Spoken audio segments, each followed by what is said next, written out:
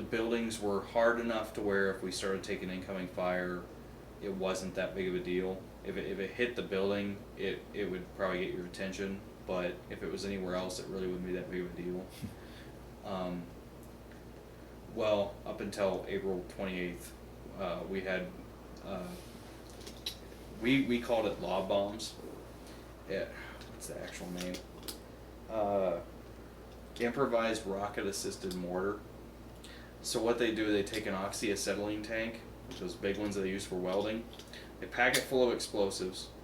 They strap a 120 millimeter rocket motor to it and a simple fuse, and they pack a bunch of these in a truck and they park it just outside the fob.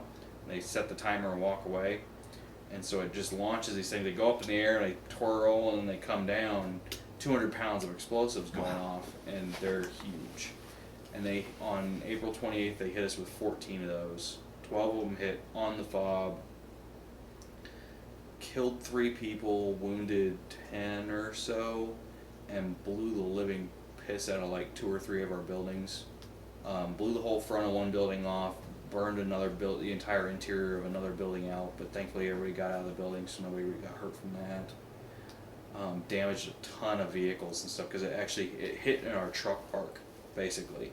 So where most of the vehicles were parked was where most of them landed, which saved a lot of people's lives.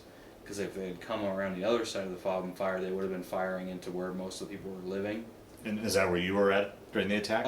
I was in the Brigade building, which one hit out front of the building and blew all the doors in, blew the front of the building in. Another one hit up on the roof, but it really didn't do anything except knock all the dirt out of the ceiling.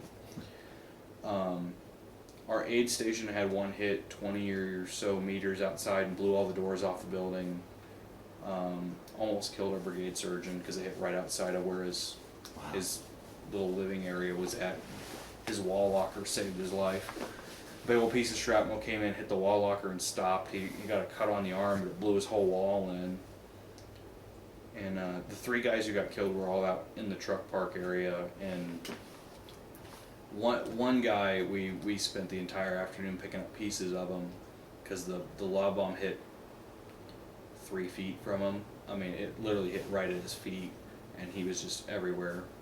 And then the other 2 guys were in full piece, but they were just there was no hope for him. We worked one of the guys just because when he got brought in, his entire front was clean, so he didn't really look like he was that hurt. And so we worked on him for a while, and then when we rolled him over, we realized his whole back was just Swiss cheese. So he was dead when he got hit. But we tried anyway. I mean, why not? But yeah, it wasn't a really terribly fun day.